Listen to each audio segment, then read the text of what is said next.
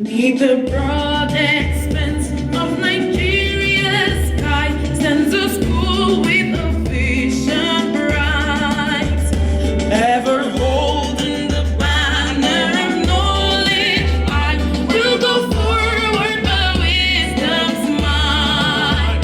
All hail to the alma mater. We have come from near and far to unite in Calabar. We'll work to build our alma mater, University of Calabar. Thank you for every member who has come and pray your presence to be with us. Take the glory. We are asking in Jesus' name. May I, with greatest joy, welcome us to the 151st Inaugural Lecture of the University of Calabar. As you all know, Inaugural Lecture is a forum where professors pay their debt and share in the knowledge gained in the course of their researches. And so, without wasting much time, may I recognize dignitaries on the high table and those that are here to grace today's inaugural lecture. First, to be recognized is the Vice-Chancellor of the University of Calabar, Professor Florence Obi, who is represented by the Deputy Vice-Chancellor, Research, Linkages and Collaborations, Professor Chukwuemeka Okafor. Please put your hands together for him. I may also recognize here present the Deputy Vice-Chancellor, Academic Professor Tony Iyan. Please put your hands together for him. Also to be recognized is the Registrar of this great institution, Dr. Mrs. Chukwuka Icha. Please put your hands together. And may I recognize here present the Chairman, Committee of Deans, Professor Inaugural. Please put your hands together. Also here present is the man that will take up the citation of the inaugural lecturer, and he's no other person than the Honorable Commissioner for Education, Akpabio State, Professor Ubong Umo. Please put your hands together for him. And may I recognize a professor of Atlantic History, an international scholar, a professor of Development Studies. He is the head of Department History and International Studies, Faculty of Arts, who is the 151st Inaugural Lecturer. And he's no other person than Professor David Lishilinimle Imbua. Please put your hands together for him. He will be properly introduced in the course of this lecture. And may I recognize former Vice-Chancellors here present. I can cite His Excellency, Professor Barres here. Can we put our hands together for him? And may I recognize another former Vice-Chancellor, Professor Zana Akpabio. Please put your hands together again. Can we celebrate it more? And may I recognize here present the Provost, College of Medical Sciences, Professor Ngum. Please put your hands together. You're having an event right now. Provost School of Postgraduate Studies, Professor Iyo Obama Iyo. Put your hands together. Provost College of Education, Professor German Ifa Anagugu. Please put your hands together for them. And may I recognize particularly the Dean Faculty of Arts, Professor Chike Ikeobara. You're welcome, sir. Also here present are deans of other faculties, directors of institutes, heads of departments and units here present. Please, you're all recognized And I recognize erudite professors here present, past inaugural lecturers, Chairman Ceremonial Committee, Emeritus Professor Chris Mwamo. Put your hands together. Emeritus Professor Ime Usim. And I recognize invited guests, members of the university community, Malabite and Malabresis. These are all recognized. It's now time to recognize the immediate family of our 151st Inaugural Lecturer. First to be recognized, his spouse, his better half, the love of his life, sugar in his tea when he takes his tea. Aww. And may I recognize here present Honorable Dr. Juliet D. Imbua. Please put your hands together. That is the joy of his life. The children are also here. And may I recognize, as I call you, just stand and wave to the crowd, Lishinilimle Imbua. Please put your hands together. Inaugural Lecture. Akpabio Imbua. And Akpabio Imbua. Please put your hands together. Siblings are not left out.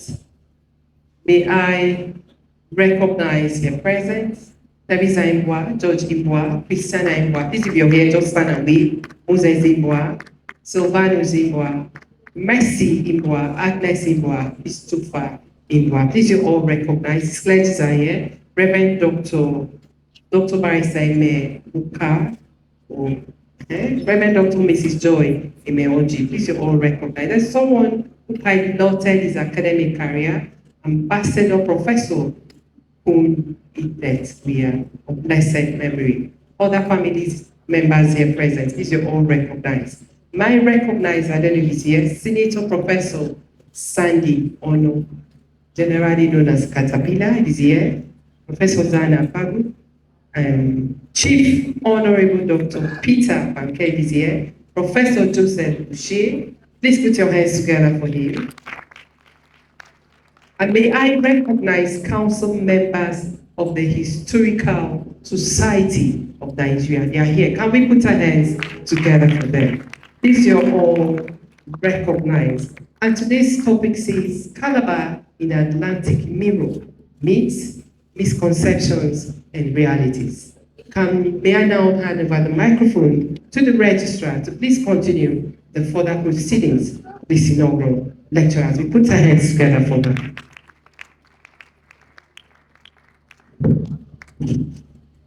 Good evening, ladies and gentlemen. Permit me now to call on the chairman of this occasion, who is ably represented by Professor Peter Okafo, our Deputy Vice-Chancellor, Research, Linkage and Collaboration, to give his opening remarks.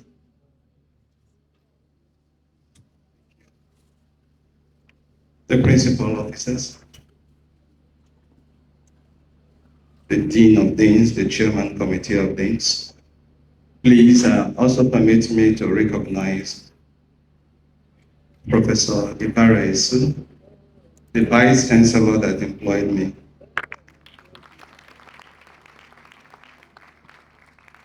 May I also recognize Professor Zana Akpabio, the Vice-Chancellor that announced my promotion to the position of Professor.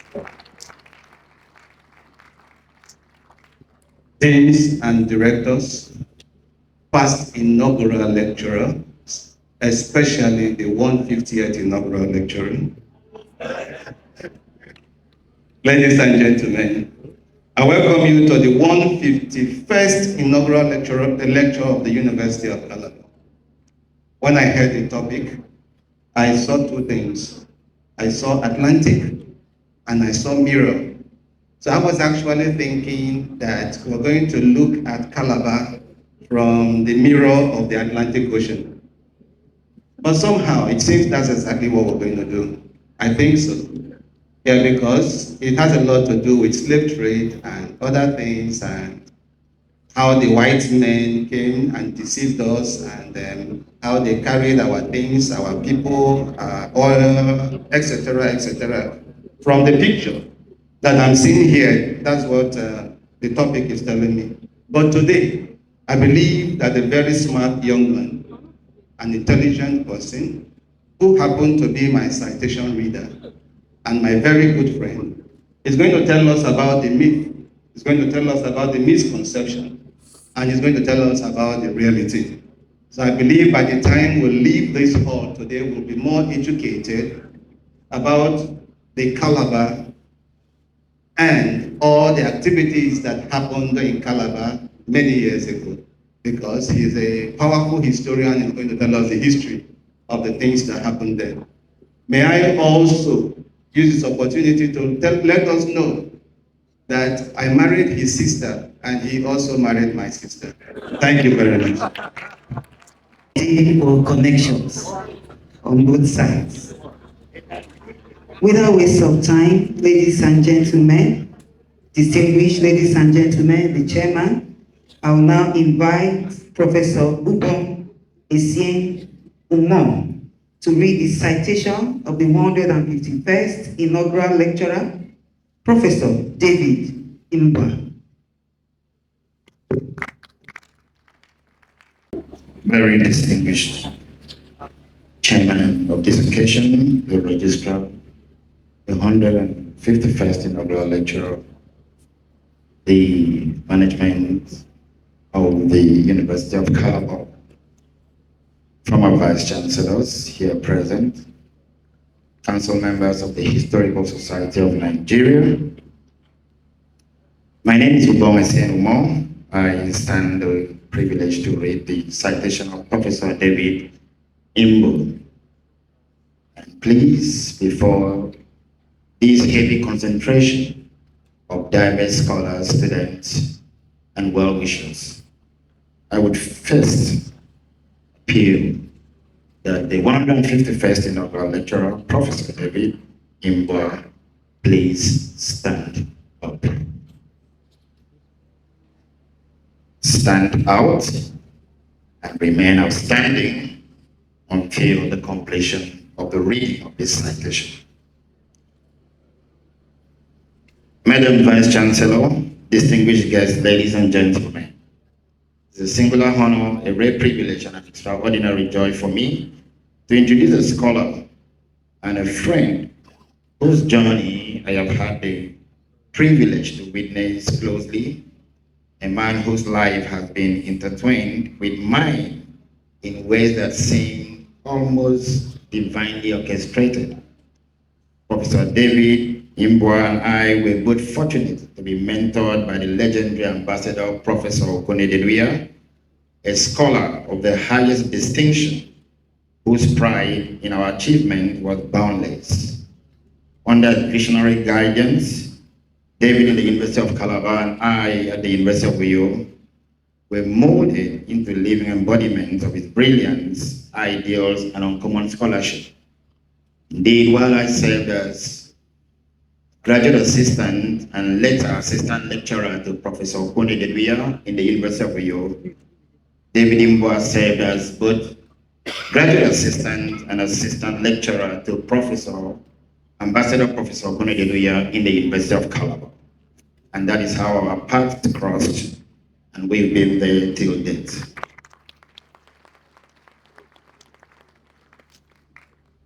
It's a very deep honor for me to have the permission of His Excellency, the Executive Governor of Akpabio State, Pastor Dr. Moba Seno, to give me the first permission of its kind ever since I was assumed office, to step out from the confines of the state and make this as my own contribution to this honor for a friendship well deserved. Time and again, life has confirmed the depth of this mentorship and connection. David, after leaving the university in 2019 on leave of absence to serve at assembly, returned to be immediately promoted to professor and head of department. While I, having left my own department as head of department to serve as Commissioner for Education in Akpabio State, was soon announced Professor of Military History, with my papers already in motion before my departure. Such remarkable, almost providential sequence testify not only to our dedication, but also to the enduring influence of a mentor whose vision continues to shine through us, and that is Ambassador Professor Okon Ededuya. May God bless his soul. From Calabar to Uyo, from classrooms to the political landscape, our journeys have intertwined in ways that feel almost divine, prove that when greatness is nurtured, it multiplies. And it is from this brief space of mentorship, excellence, and shared destiny that I have the profound honor and immeasurable joy to introduce a friend whose life has been a testament to intellect, integrity, mentorship, and inspiration. A scholar whose brilliance has illuminated halls of learning, inspired classrooms, and touched the hearts of all those who know him. Born in Bendi, a community nestled in the gentle embrace of lush valleys and cradled for the symmetric walls of rolling hills that grace the scenic landscape surrounding Nigeria's foremost tourism, the renowned Obudu Cattle Ranch in Urban Liku local government area of Cross River State. The family of Mr. Bernard Imbua and Mr. Lucy Imbua, David's journey began in modest surroundings, in that enchanting cradle of nature, with a mind already destined for greatness. From RCM Primary School in Begaba to Bendi Technical College, where he graduated in 1995 with an excellent WAEC result, his brilliance shone unmistakably. So outstanding was his performance that the principal retained him as an auxiliary teacher even before he advanced to any tertiary institution, a testament to his exceptional intellect. In this role, the young David inspired his students deeply, leaving an impression that endures in their heart to this day. In 1998, he entered the University of Calabar to study history and international studies, where he carved his legend. He graduated as the all-round best student of the 2001-2002 session, sweeping every prize from department to university, leaving many people in awe. So profound was his distinction that the then Vice-Chancellor, Professor Ivara Isu, here present, offered him automatic employment as a graduate assistant. Please, a round of applause to Professor Ivara Isu. This was an extraordinary act of recognition for an extraordinary mind. Even during his national youth service in Maiduguri, Borno State, David's brilliance and literary artistry radiated with remarkable distinction. He emerged the best writer for the 2003-2004 service year, earning the prestigious Nigerian Breweries/NYC Prize, a clear testament that greatness had chosen him early and that indeed a goldfish, no hiding place. David Imbua's rise to the grad program was nothing short of torrid. Between April 2005 and January 2009, he distinguished himself by earning both his master's and PhD in less than 4 years. An astonishing accomplishment achieved under immense academic and personal pressures. This remarkable feat earned him wide admiration as a scholar of exceptional intellect, discipline, and resilience. A prolific author with over 100 publications to his credit, including books, historical fiction, book chapters, and peer-reviewed journal articles, Professor Imbua has carved an indelible niche in African and Atlantic history as well as diaspora studies. His seminal work, Intercourse and Cross-Current in the Atlantic World, Calabar British Experience, 17th to 20th centuries, have won both national and international prizes and commendations, cementing his reputation as a historian of uncommon depth and originality. His ongoing project, the notorious massacre at Calabar in 1767, in collaboration with the globally renowned scholars such as Paul E. Lovejoy, Nicholas Radbourne, and Randy J. Sparks, will expand and reshape scholarly understanding of Calabar's place in the Atlantic slave trade. Interestingly, this landmark study attracted a prestigious research grant from Tulane University, New Orleans, in recognition of its scholarly significance. Now at an advanced stage of production and already announced outline, the book is expected to be released to the reading of public before the end of the year, promising to make a major contribution to historical scholarship. Always at the vanguard of historical inquiry, Professor David Imbua's work have consistently challenged and refined long-held assumptions, reaffirming his stature as one of the most dynamic and revisionist voices in contemporary African historiography. Professor David Imbua is truly a global citizen of knowledge whose intellectual footprints span continents and cultures. He has graced conferences, workshops, and symposia across Africa, Europe, and the Americas, from South Africa to Senegal, Canada to the United States, the United Kingdom to Mali, Cameroon to Germany, Ghana to Switzerland, Tanzania to Sierra Leone, and beyond. Illuminating every platform with the brilliance of his scholarship. Within Nigeria, he has been engaged in one form of academic activity or the other in nearly every state, earning him a reputation as one of the nation's most visible and versatile historians.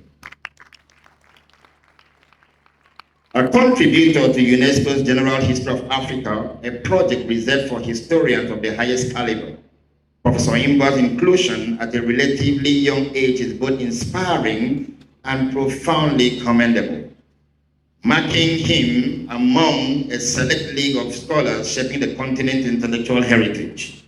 The General History of Africa is published in over 50 languages, yet even beyond this global platform, some of Imbua's personal works have been translated into French, extending its influence well beyond the Anglophone world.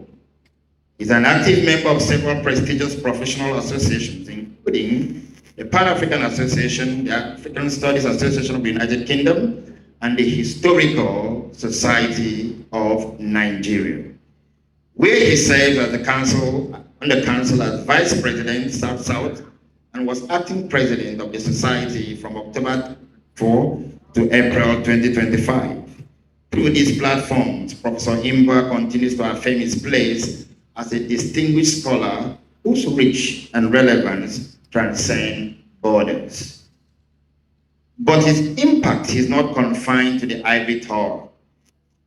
Professor Imbua is a mentor, guide, and nurturer of talent, having supervised 9 PhD theses, 15 master's dissertations, 5 PhDs, and over 200 undergraduates, many of whom now carry the torch of scholarship and service.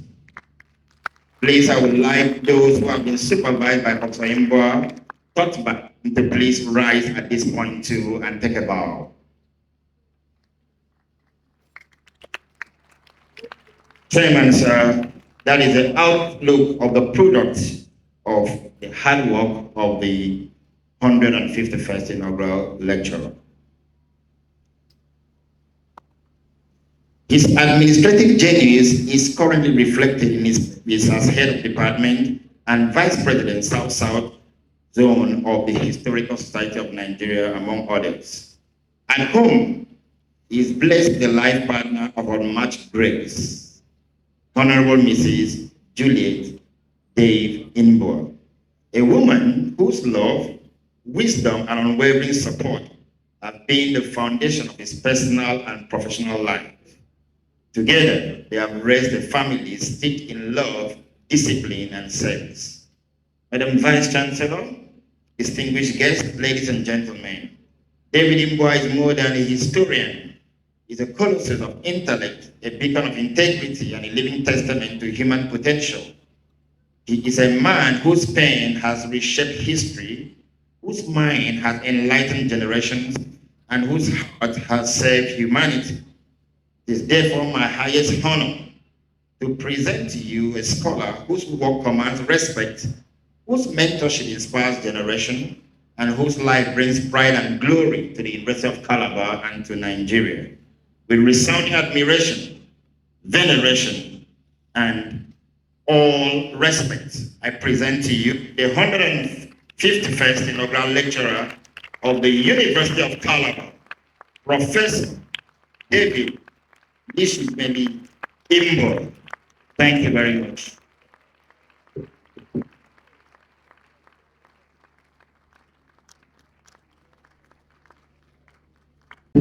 Guests, ladies and gentlemen, welcome. The Vice-Chancellor and Chairman of this occasion, Deputy Vice-Chancellor Administration, Deputy Vice-Chancellor Academic, Deputy Vice-Chancellor Research, Linkages and Collaborations, members of the University of Calabar Governing Council,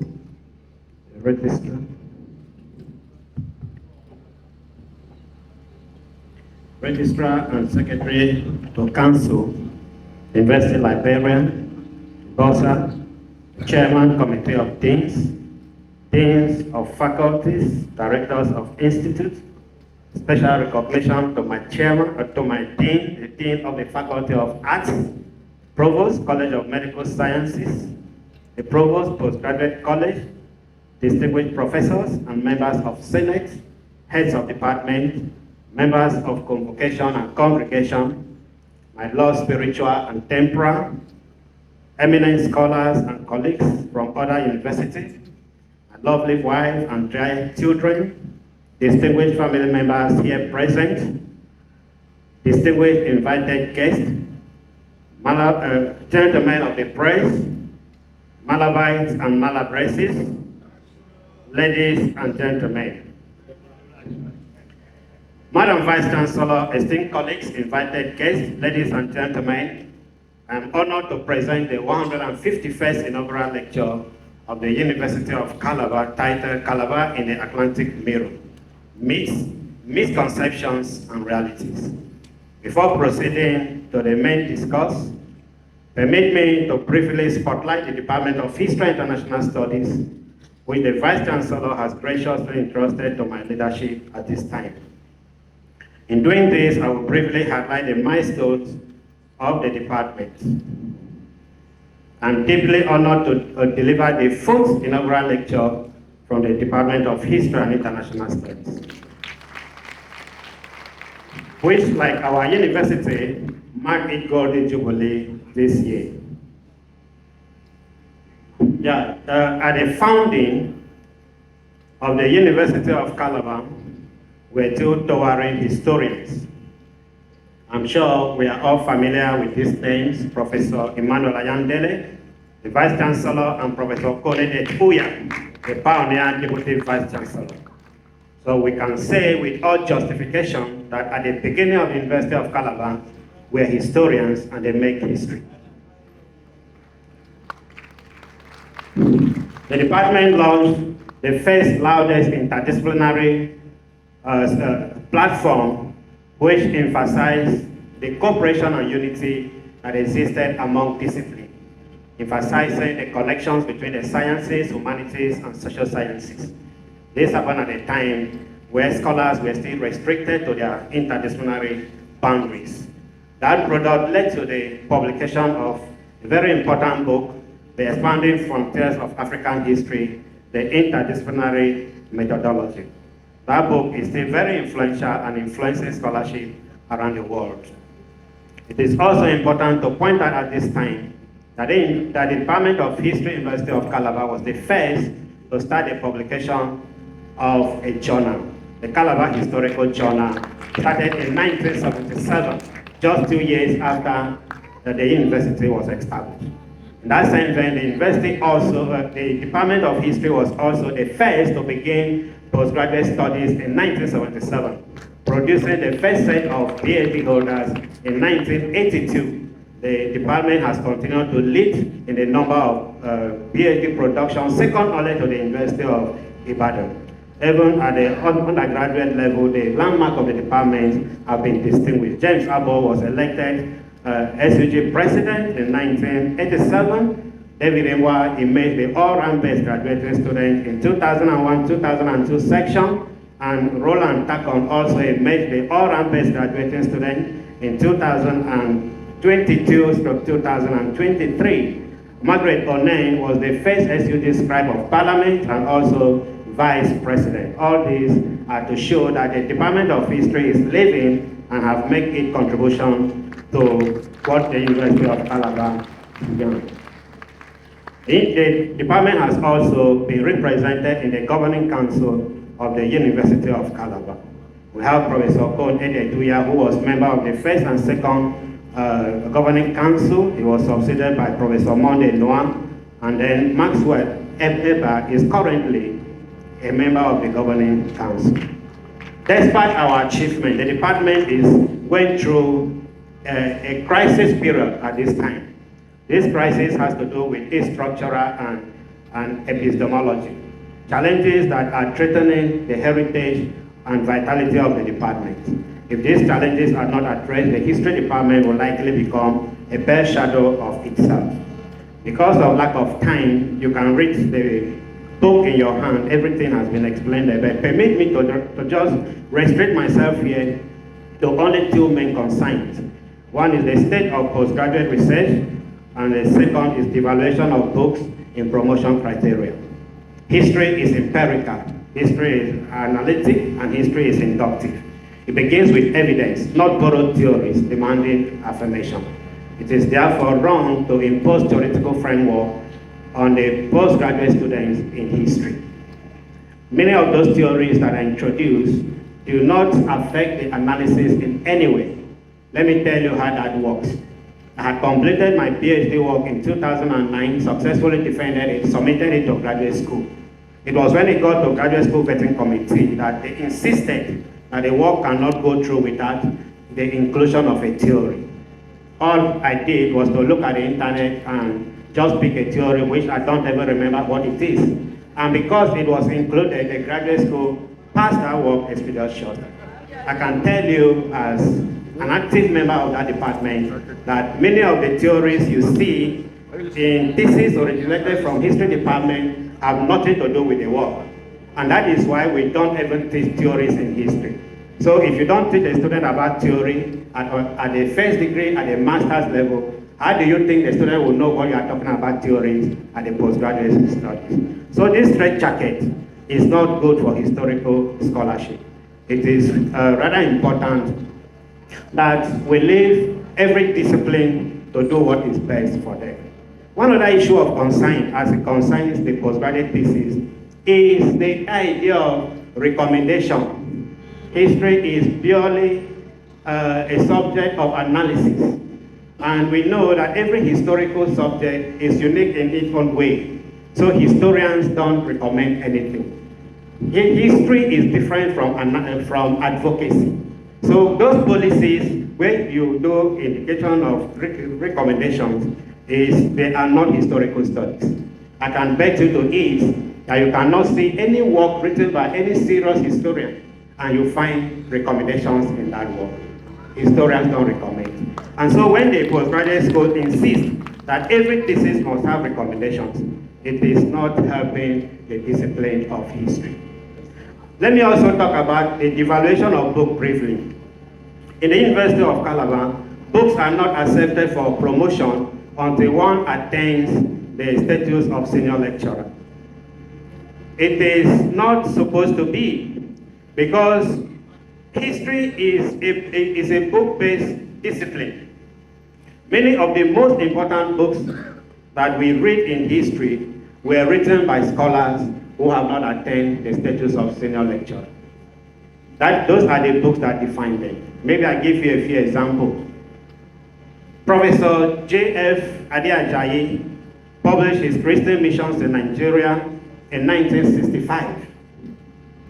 Professor Emmanuel Ayandele, the pioneer Vice-Chancellor of this university, published his The Missionary Factor on Modern Nigeria in 1966.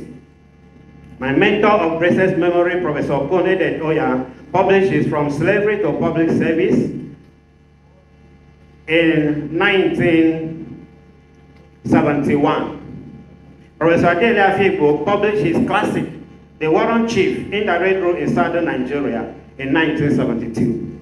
That was the same year that Walter Ronen published his epoch-making book, How Europe Underdeveloped Africa, in that same year.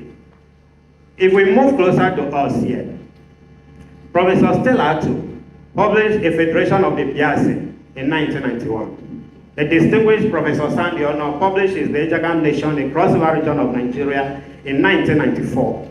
And Donald Omago produced History of Boko Haram people in 1997. None of these scholars has attained the status of senior rector. And these are the books for which they are known. History is empirical, history is analytic, and has nothing to do with the position. I should also state with every humility that my Intercourse and Cross-Current was published in 2012. The same year I published Slavery, and the African Diaspora. And those books are widely published, have attracted recommendation and prizes before I became senior lecturer in 2015. Not many people will know the books I have published from 2015. What is the point I'm making? The point I'm making is that the university should subject books to critical analysis and review, not because they are written by senior lecturers. Like insiders to us, we know many of the books that our colleagues write as senior lecturers are through with the help of graduate assistant lecturer who cannot publish those books on their own right because they are not senior lecturers. I should also tell us that when I joined the services of the University of Calabar as a very young scholar, graduate assistant, and assistant lecturer, I wrote books, wrote articles, and because of the policy of the university, I will include the names of my senior colleagues as lead authors and put myself as second author because I wasn't a senior member of staff. It's not supposed to be so. We need to release history from this bondage because for us historians, books is where we find our thread. That is, the unfortunate thing is that we have historians in the university today who have no book in their honor. You cannot associate a professor of history with any book. It's not supposed to be so. Having said that, let me move to the subject of the discussion today.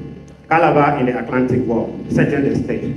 My journey into Atlantic history did not begin in lecture rooms or archives. It begins in the streets of Calabar itself. Streets like Cold Water Training Institution, Ejele Memorial Girls Secondary School, Mary Celeste Avenue, Golden Street, Beecroft Street, we have Oduaya Street, we have Becker Davis, Duncan Street, among other people. Many of us know these streets, but we have never stopped to ponder what these names are. So what I began to do is that, who were these people? If you live in Oduaya Street, for example, who was Oduaya? If you drive to Atamonu, for instance, who was Atamonu? What brought them here? Clearly they are not from here, but what brought them here? Why are they immortalized in this city? What lessons endure? What lessons can we learn from this? So this was what led me into pursuing the archives. And I discovered that Calabar history from about the 17th century is connected to the Atlantic Ocean.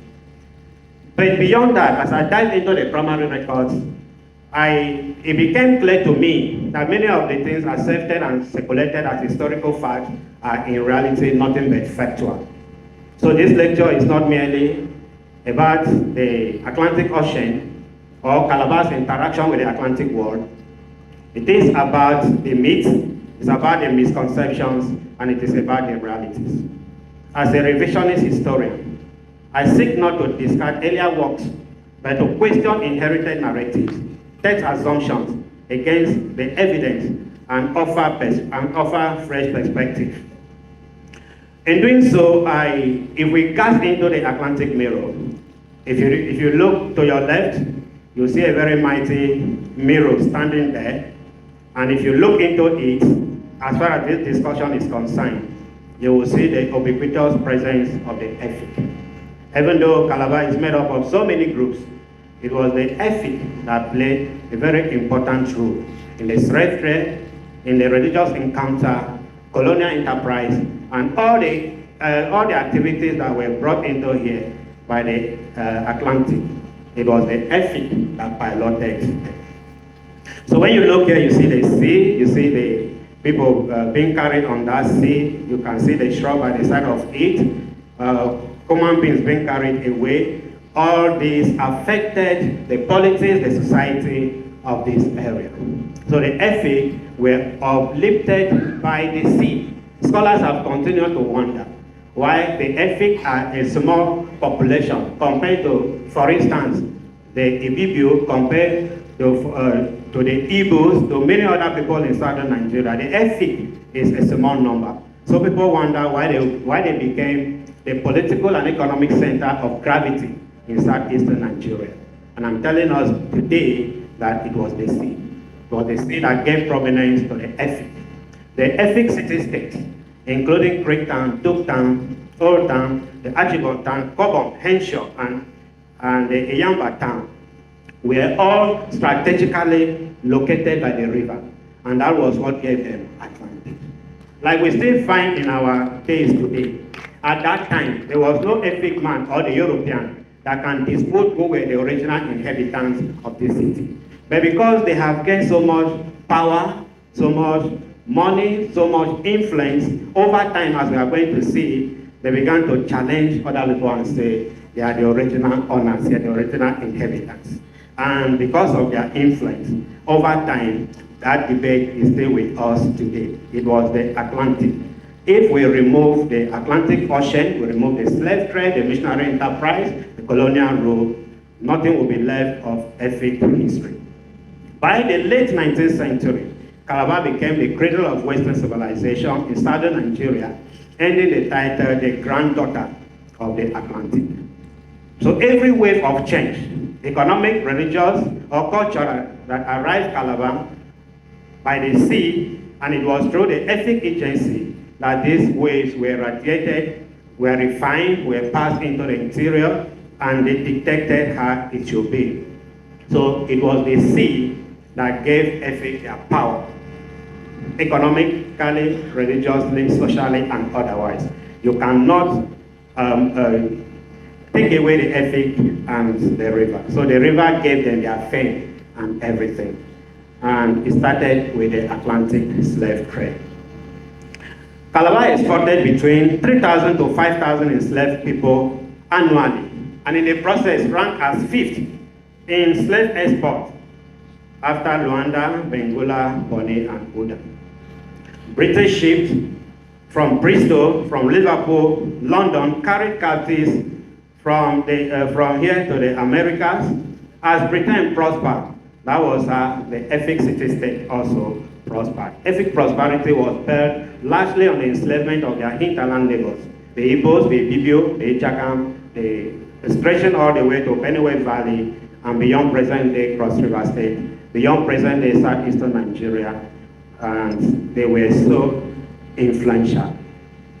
That is why there are some recent calls today that the ethnic should pay reparation to some of their interior districts.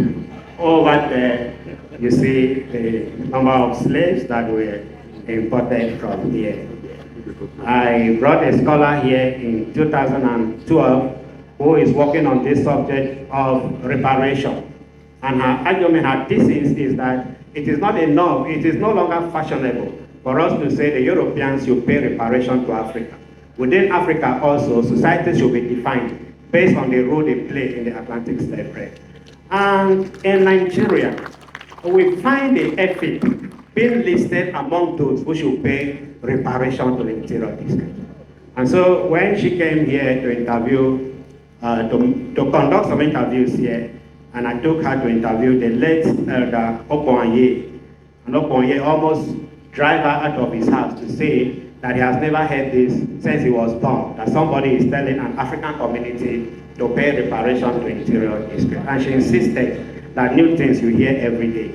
And this project is still being pursued. Whether they will pay or not is not the subject for discussion today. What I want to do as a historian is to lead you through the analysis and allow you to take your decision. So the ethic were shrewd, were ambitious, they control everything. By 1720, when the Glasgow slaver, Alexander Hobsbawm, paid loyalties to slave traders and people in Efik. Out of the 22 he paid, only one was a known Efik. And the one that was a Nuk Efik was the king of the Quor, who received 35 copper brass rod, not as a slave trader, but in acknowledgement of the Quor status as the original inhabitant and landlord of the city. A position both the Efik and the Europeans recognized as a part and never contested. We look at this map here. Yeah, you see the areas from where the Efik got slaves to sell to the Europeans. Another important point to stress is that the Efik did not enslave their own king and kings. Their kinsmen were not enslaved. It was a taboo to enslave an Efik person. And if you attempted to enslave an Efik, people were killed for it. In 1774, find a situation where some captains of ships were killed here. There was also the incident of 1767 massacre, which came as a result of competition between Old Town and New Town over who should control the slave trade. It was just in situations like that where you find crises among the Efik themselves that can lead to the enslavement of Efik persons. Even when that happened, such people were pursued and were returned to their families.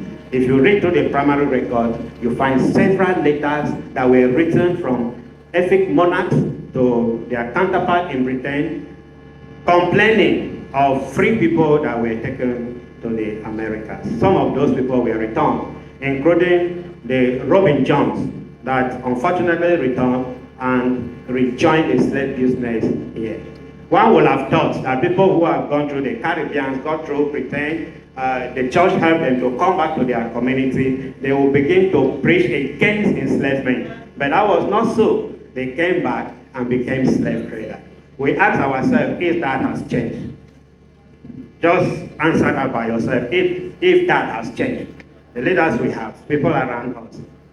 And I should also point out that the Efik were not just slave sellers. The Efik were kidnappers, they were riders of slaves. In the testimonies that were given before the British Parliament in the build-up to the abolition of the slave trade, people testified. The record of Thomas Clarkson, he listed Efik people who went on kidnapping, on slavery in the night, capturing men, women, and children. Isaac Packer left us with the whole document because he resided with the king of Old Town. The number of times he went on slave raid with him and the people that they were brought. Where were those slave raids taken from? Present communities in Akpabio State, in Ogoja, in Igbo, beyond up to the Benue River. Efik captured people from all these places and sell as slaves. One of the most important contributions I have made to the study of slave trade and slavery in the Cross-River region is that we should typologize societies. We should group the societies according to the role that they play for a better understanding of it. So my argument is that we have slave-riding societies and we have slave-ridden societies. And whatever monument we are keeping in commemoration of the slave trade, this should be reflected in it. That is my quarrel with the Calabar Slave History Museum. The Calabar Slave History Museum have just tried to externalize this blend of slave trade and slavery.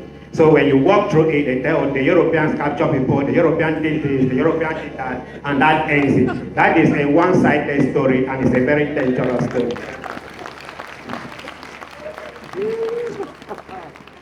If we continue to write history in that way, ladies and gentlemen, we will never learn the appropriate lessons from history.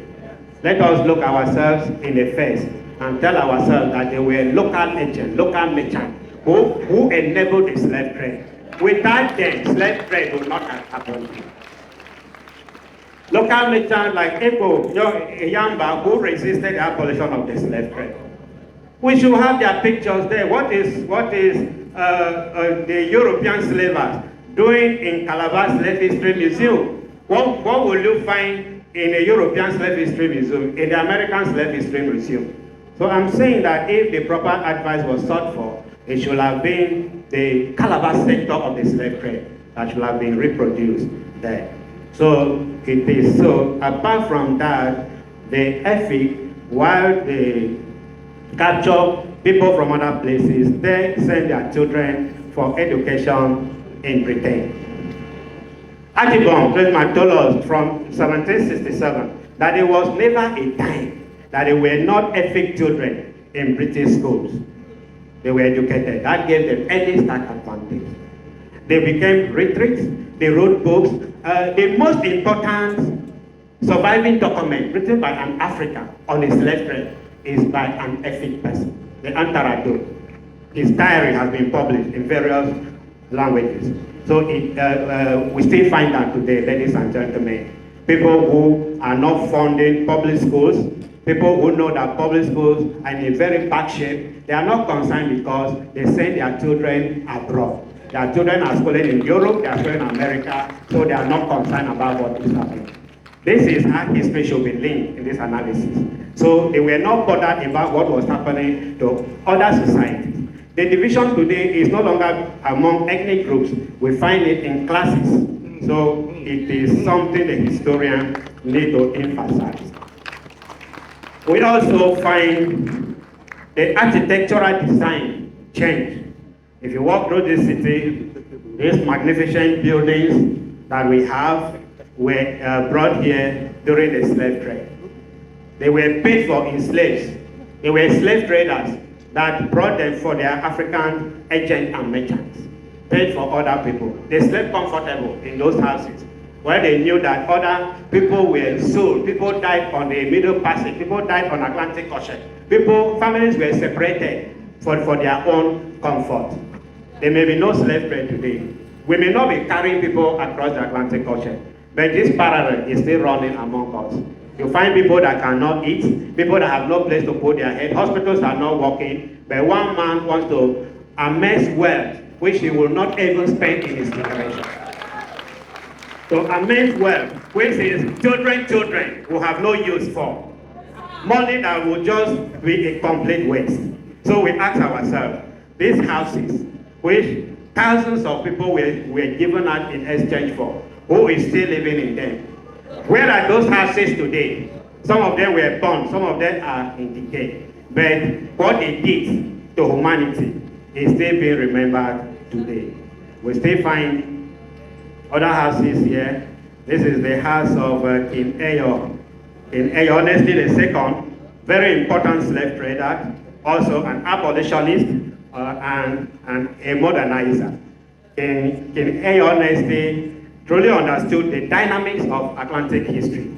So he played rules from slave trading to the very end when the missionaries came. This is his house. What has just been done to it that is new is the roof that has been changed. We also look briefly at Ekpe society. Historians will know that Ekpe society originated among the Ijaga and it was known as Ingbe. It played political, social, religious functions. When the EFIC adopted it from the Ijagan people, they make it strongly an economic institution. The Europeans bought membership into it. So membership into Ekpe society became another big source of revenue to the EFIC. So some historians have argued that it was as a result of slave trade that Ekpe was developed, but it is not so. If we do that, we trivialize the significance of one of Africa's most important indigenous institutions. Politics of slave trade abolition. The abolition of slave trade was a highly contested subject. The EFIC resisted the abolition of the slave trade. You know why they will resist it.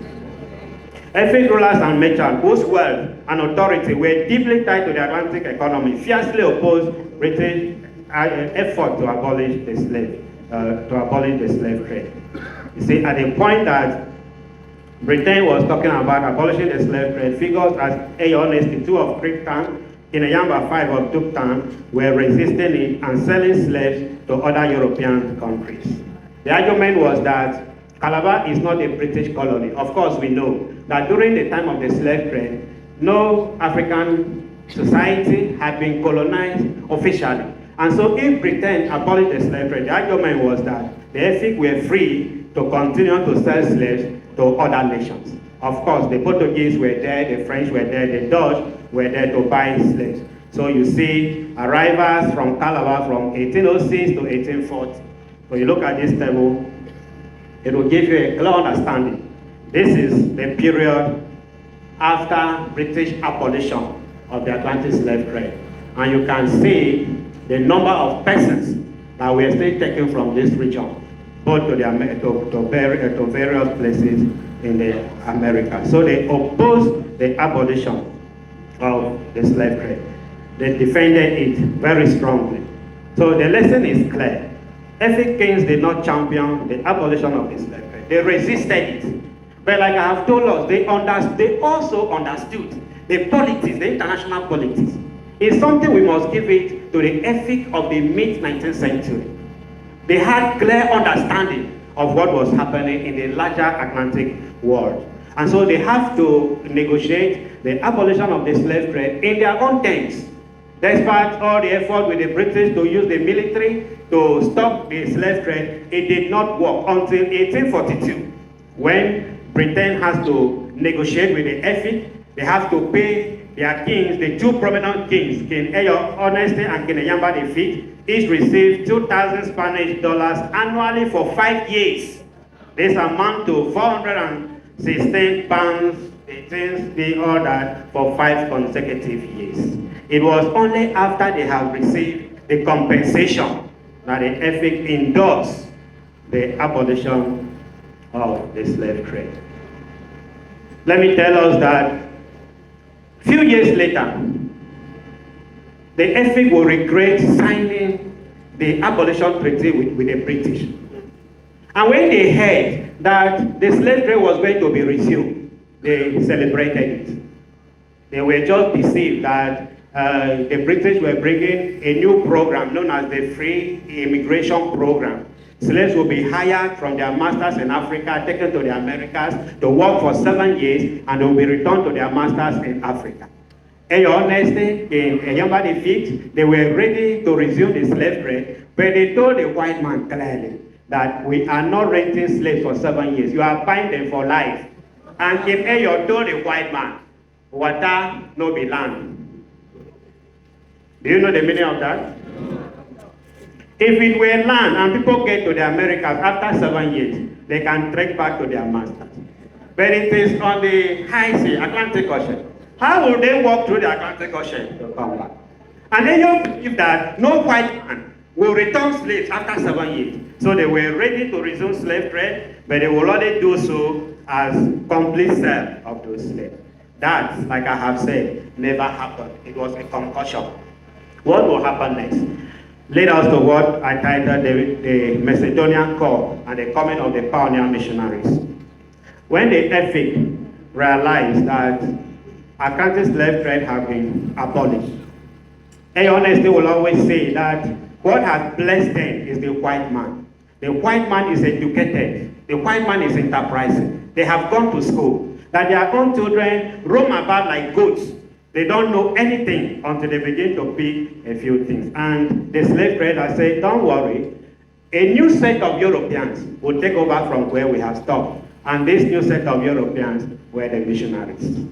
So the Efik look up with so much expectation. They wrote letters you can read. In fact, I've reproduced a few of them in that book. You will look at them. Letters they wrote to the British government asking for missionaries. When they were asking for missionaries, they were clear about it. They were not asking for people that will come and preach the gospel. They were not asking for people that will bring Bible and teach them. Howard had dramatized it in his book, 29 Years. Howard tells us that when King Honesty received the Bible, which he donated to him, that he put it to his chest and said, with this book, I know that God will bless and prosper me. Why would he say that? He thought it was what the ethic referred to as trade book. He didn't know it was God book. The same day, he gave the same book to King Eyamba, who echoed almost the same sentiment. King Eyamba also said the same thing, that this book will bless him. In the letter they wrote, King Eyo's honesty was clear. King Eyo's honesty wrote that this letter dated 1st of December 1842. Say, I have too much man now. I can't sell slaves and don't know what to do for them. But if I can get some cotton, some coffee to grow, and man to teach men and make sugar cane for our country, I'll be very glad. That was what he said. Listen to what King Eyamba said 3 days later. He echoed the same thing and said, now we can't sell slaves again. We have too much man for country and want something for make work and trade. And if we go get seed for cotton and coffee, we go make trade. Plenty sugarcane live here. Sugarcane that was grown here. But what they needed was large-scale production of these items. So in their own understanding, the missionaries were technologists, missionaries were agriculturists, people who will come and teach them how to produce cotton, coffee, and sugar.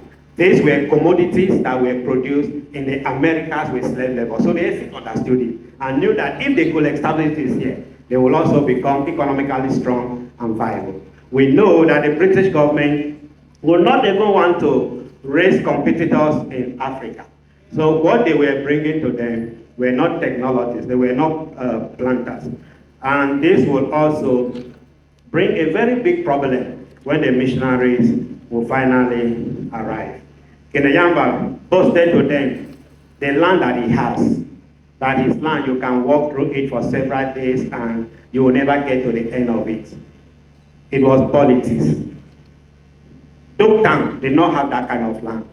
Eyo was only trying to convince them that I have land that you can establish plantations of cotton, plantations of sugar, plantations of coffee. But what the missionaries needed was a small piece of land to build church and to build school. So you see Howard there when he arrived. So Howard went with King People to Bonny, with the king to Bonny. And King People of Bonny asked Dr. King, who is the missionary? Because King had introduced Hopwater and his team to him as these are missionaries working in the crossover region. So he asked him, who is the missionary? And the reply he thought was that a missionary is a juju man. What am I saying? Africans asking for Europeans. They didn't know whom they were asking for. It was misconception. The young people always write it. They say, they used to post some pictures on Facebook, say, what I ordered, what I got. So they order for agriculturists, they order for industrialists, they order for rich people, but they got people who were poor economically, rich spiritually. They didn't want spiritual riches. They established school thinking their children will go to school, begin to navigate the Atlantic Ocean, and also become big business and industrialists. But when they got to school, it was God book they were teaching. People abandoned school. Every children left. Say, if it is God book, they won't go to school. And nobody went and met King Eyones II to complain why children were withdrawn from school. And he told him, King Eyones told him, that every man knows that God lives and he created the heavens and earth. So if it is to teach this, there is no need for our children to come to school. The son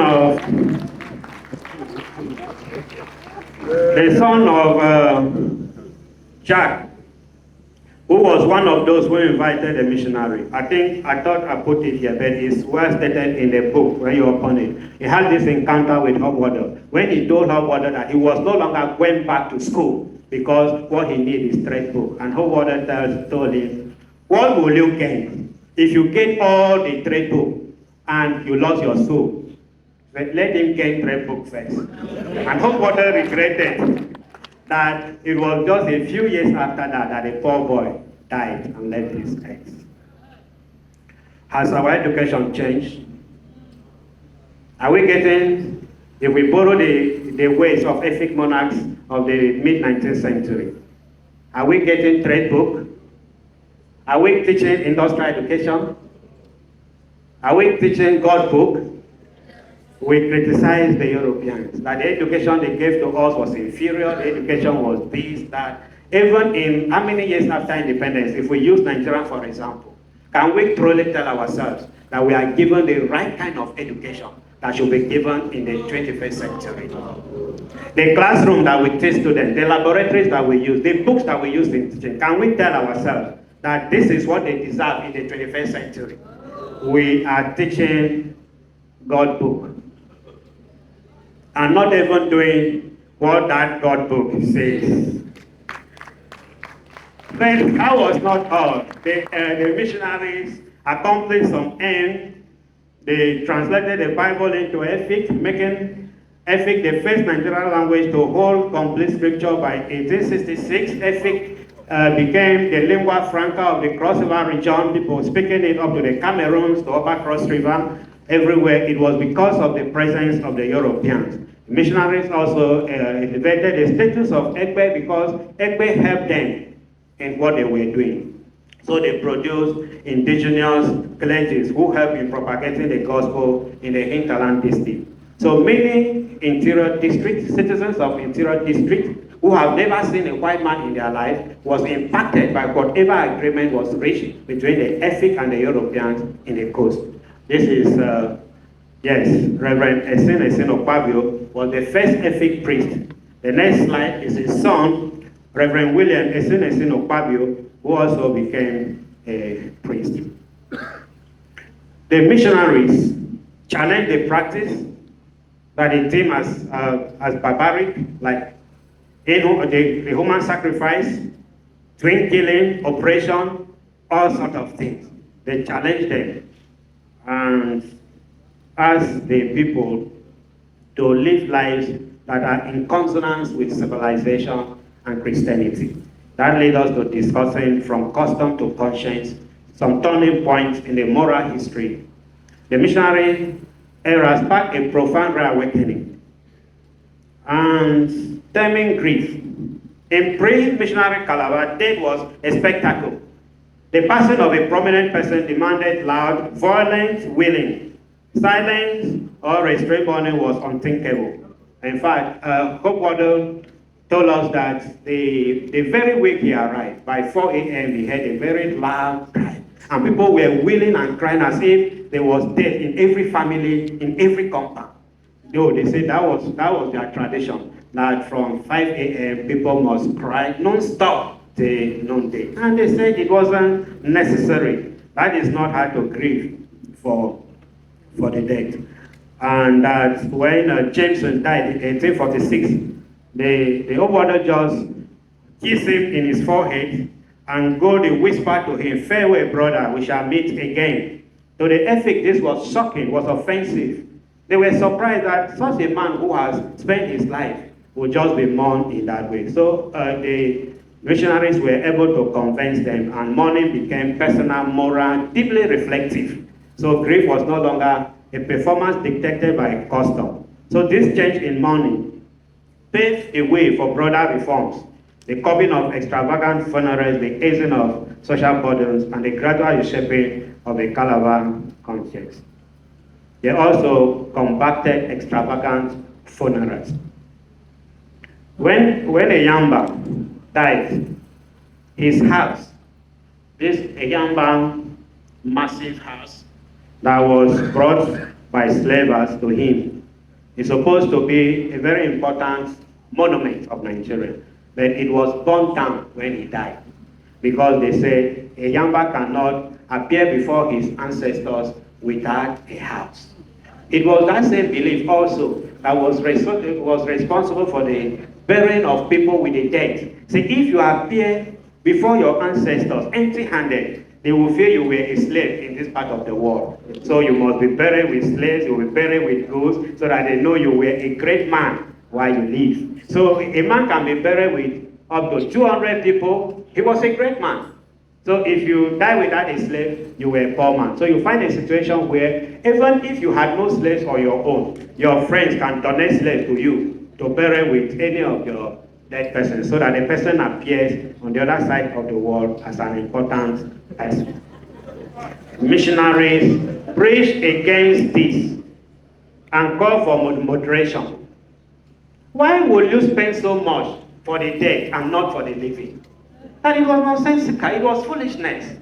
That you don't take care of a man while he lives, but you are able to spend for him when he no longer needs it. So they couldn't understand it. But many people began to understand the argument. Again, King Honesty was one of them who bought into it and clearly told his people this was very foolish. King Honesty had a friend, Atem Ared. And Atem Ared said this, let me quote it. He said, "We be fool, big fool. When I live, my friends give me nothing. Suppose I beg them. When I die, then they come, give me everything. When I don't need it again, and put for ground with me. It be fool fashion. We all be big fool."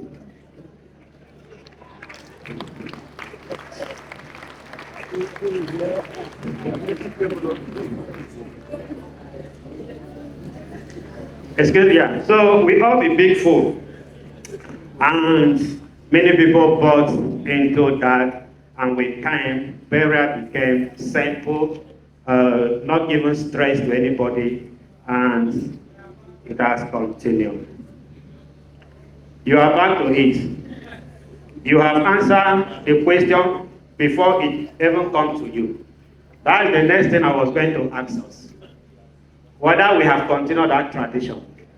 But I agree with you. Unfortunately, this is not what we do in our time. We find some churches who say you don't need to keep corpses in the mortuary for too long before they are buried. Whether you have money or not, bury the dead. What have some people do? They conceal the death of their loved ones from the church leadership. So if somebody died, the person can be in mortuary for 5 months, 8 months. It is only when you are ready for the burial that you inform the church that you have lost somebody. In order, what would they do? They will be raising funds, billing themselves. People who cannot pay school fees, they are looking for money so that they will bury others. The kind of cooperation we find during burial, we don't find it in non-funeral situations. People come together to raise money. Your friend is sick, critically sick. You will not travel to go and see him. Even when he asks for money, you will not give him. But when you hear he died, you will call the wife. They have been calling you, you are not picking up. But when he died, you have all the time to pick. And when he's going to be buried, you are going to pay the last respect. You will shake every appointment that you have, spend so much money, you will buy calf. The man that had no fish to eat, they will kill calves. The man that has no decent house to live, they will now furnish the house, reconstruct the compound, do everything. What are they doing? They are celebrating the dead over and above the living. And in your honesty say, very foolish culture. And I read Adam, concur with him, and said it be foolish fashion. And so we are big fool.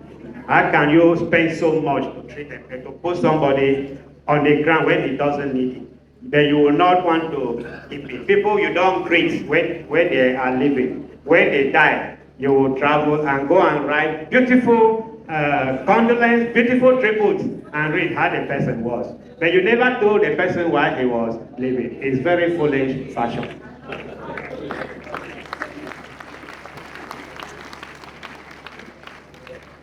So I've always make that point, that the things Efik knew in the mid-19th century, we don't know them. All this idea of going to consult shrines, all that, they found them, but we are back to them several years after.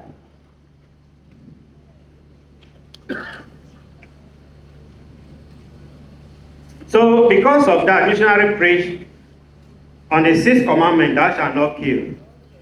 It changed the people. And when Efik people accepted these things, they began to preach it to the interior district. Before we even get to that, by January 1856, Old Town was bombarded. It was burned down completely because it still buried the living with the dead. So the Europeans had made it clear to them that they were no longer going to tolerate it. And when Old Town was going to be repelled, they have to sign a treaty, sign agreement to say that they will abolish human sacrifice, they will stop the killing of twins, and Esarabin or Odie will no longer be practiced. So by the Hopkins Treaty of 1878, they have made burying the living with the dead or the killing of twins, all those bloodshed activities have become capital offenses.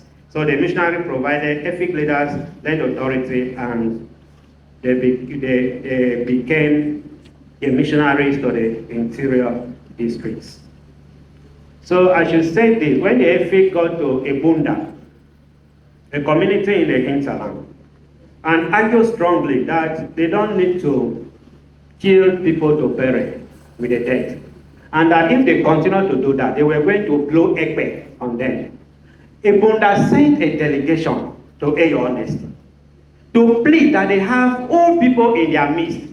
They should give them time to bury their old men in the old tradition before they move to the new tradition. And Eyo Honesty said if they wanted to be buried in the old tradition, they would have died before the change came. Then Ared, who was just like a drunkard, like a non-entity, co-workers say he made a very profound statement. Ared told the Ebunda people, okay, you have 2 days. Go back to your community, kill all your old men and bury them in the old tradition. After 2 days, Ekpe will be blown on your community.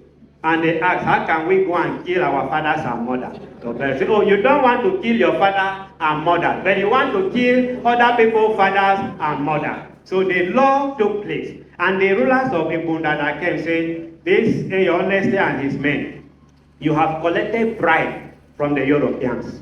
That is why you are doing this. And if we must stop, you will also give us a share of that bribe. And Eyo Honesty told them, yes, white man has given us bribe. That bribe is the Bible and missionaries. You can have them as much as you want. What did he say? He went down to say, those in Calabar, if you want, we'll give them to you. And the people went back in that sorrowful state. That was, what am I saying? The missionaries played a part in tending some of these inhuman practices that they made. Quickly, I move to beyond Mary Celeste, separating missionary myth from historical reality.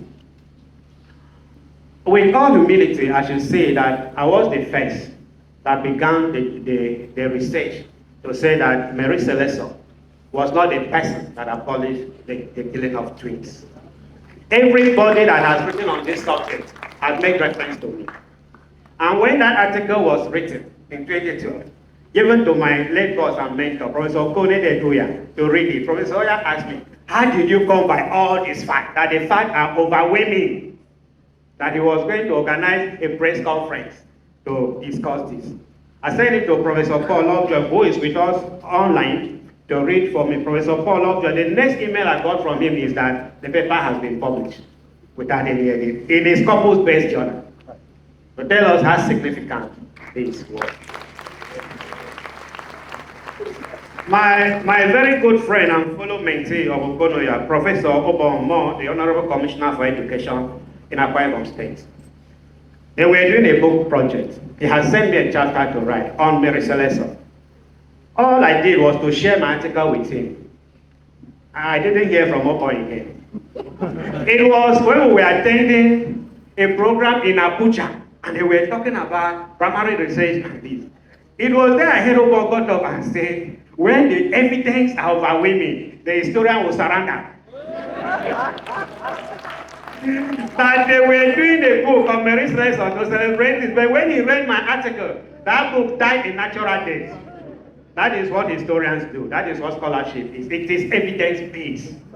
That is why historians will not follow you to the gutter. When you have no evidence and you are making noise, we are not noise makers. We put evidences on the table. And evidence laid on. I often tell my students, no authority, however eminent and profound, can withstand evidence in historical reconstruction.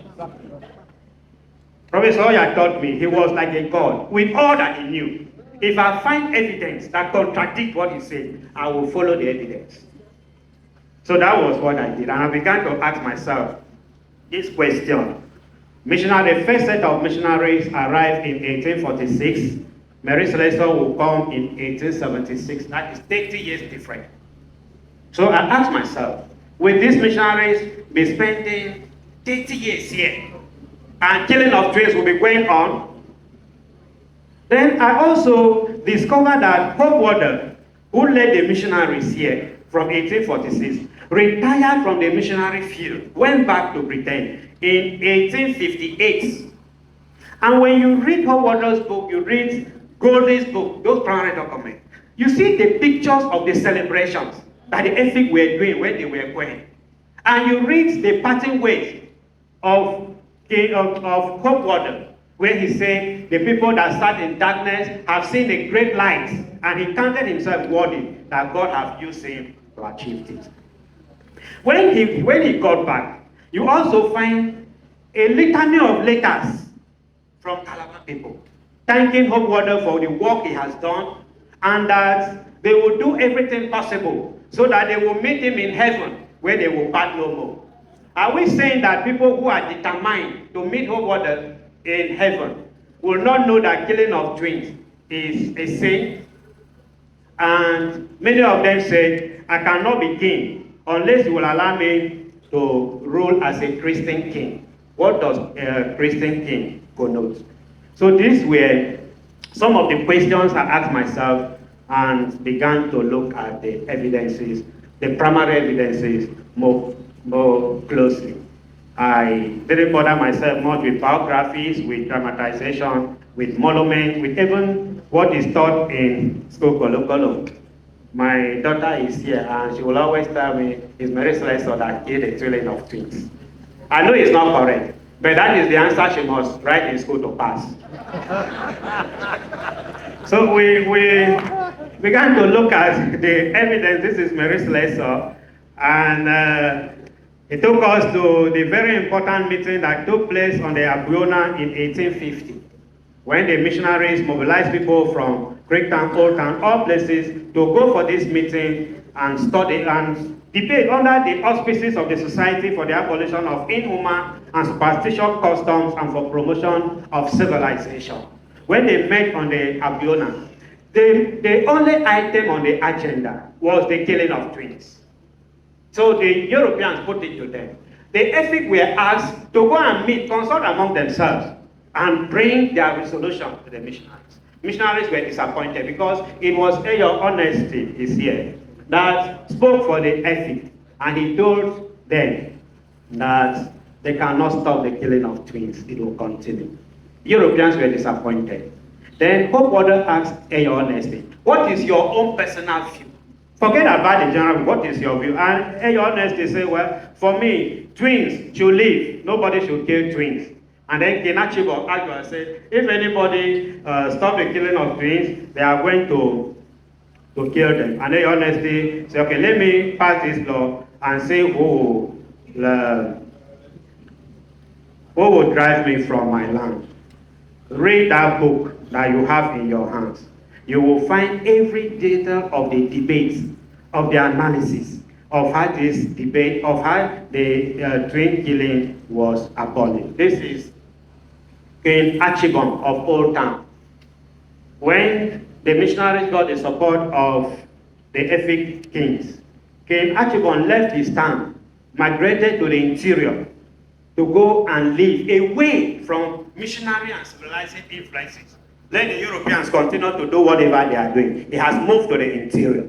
By the time he come back, Old Town was already bombarded. The heroization of Mary Celestia. Let me just summarize it. This myth that Mary Celeste stopped the killing of twins has come through three ways. One is the Women Missionary Magazine, and then which spread the story, even referring to Mary Celeste as pioneer missionary. It was when she died that this kind of things began to come up, that she was a pioneer missionary, 40 years of pioneer missionary, Mary Celeste of Calabar, Mary Celeste, the heroine of empire. Nobody said this when she lived. And then biographies that were commissioned to be written on it. Whatever achievement that was made by the pioneer missionary was attributed to Mary Celeste because she was also seen as a pioneer missionary, but she was not. Twin killing had been stopped before Mary Celeste arrived.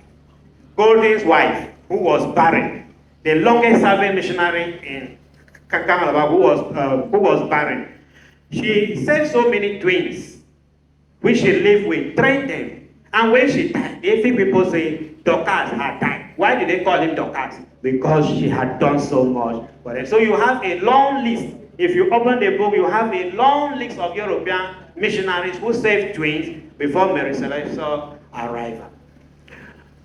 And let me also quickly tell us that one thing historians have done, or one thing commentators have done, is to paint a picture that suggests that every community was killing twins. It was not so.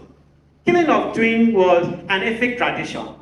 So when you move from Efik territory, the people never killed twins.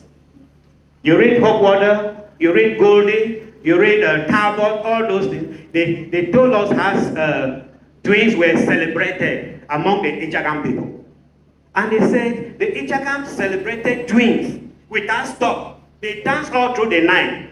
They brought gifts to the parents because if they didn't celebrate enough, the twins will feel unwelcome and go back to where they came from. So what the Europeans were doing and hitting Efik was to say, copy the example of your neighbors. You cannot continue to kill twins. As they moved up across river, they saw twins prospering and doing well. They say, this is a culture to be copied. And so when next you just talk and mention that people kill twins, go back to the primary record and it will shock you that your people never kill twins. It's better to celebrate the achievement of our people than to just put them into a straitjacket which did not represent them. The Efik also turned to the liberated Africans. You will see the number of slaves that were taken from here to Sierra Leone after slave trade had been abolished. So these people had been trained. They had received education. They received training in various aspects, in carpentry, in photography. So the Efik turned their attention since the missionaries were unable to fill the vacuum that was left by the slave trader. So they began to ask for the liberated Africans. The Niger Delta region, other communities, the Igbos, they refused the reintegration of slaves. But King Eyo, Honesty II, said they should come. They will look at them as white men because they have received white man fashion. Mrs. Goldie, some of them who returned, saw people who sold them into slavery. They were still alive. And they forgave them, telling them that they meant evil for them, but God had turned it into good. Individuals, they excel in trade. They did many things. So when you see streets like Oduaya, you see Donk, you see Bakri Davis, these are liberated slaves. People that were bought from here, British intercepted, took them to Freetown, and then they were brought back and continue also to contribute to the development of this state. And those streets are still living to this day. Quickly, domestic slavery. I will just explain it. You read it in your book. There is this argument that Atlantic slave trade happened because Africans were already enslaving themselves.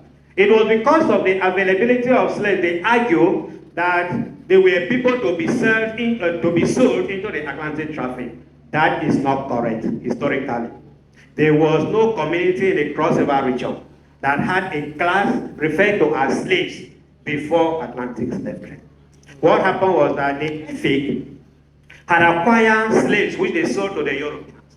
When abolition came, they were still having large number of slaves. If you read book, it will tell you the number of slaves outnumber free men. And what would they do with them? In Wada, their king, what he did was to kill all those that he had. He was so angry that he killed them. The Efik kings did not do so. The Europeans said they need palm oil. Who will produce palm oil? So they just diverted those slaves they could no longer serve into the establishment of plantation. So when you go to Akpabio, for example, there were palm plantations owned, established, managed by Efik kings. Today it has grown to become a whole local government in Cross River State, with people living there and doing their trade. That was how slavery began. So it was the abolition of Atlantic slave trade that will lead to. Slave trade is operate in a capitalist economy. You must exploit somebody for something. We didn't find that in the pre-Atlantic slave trade era. For some communities, it was even the imposition of colonial rule that will bring about slavery. When colonial rule came and taxation was imposed, you must pay taxes in British currency. And for you to have British currency, you must have something to do with the British government. Either you were working in the court, you must have an occupation to do. But you must pay tax whether you had British money or not. So some of the people were taken to court for the inability to pay taxes. And the government will say, you are sentenced to 5 years in prison with hard labor, then there is an option for fine which you can pay. So these people will now appeal to those who were working for the British government. My brother, please, pay tax for me. Don't allow me go into prison. I may not come back alive. What will happen to my family? So the man will pay the taxes and you begin to work for him to recover that. The Europeans to all that as slavery. These were things that came on because of the presence of the Europeans and the policies that they brought. So when you read that book, you will understand this clearly, that domestic slavery did not exist among our people until abolition and the establishment of colonial rule.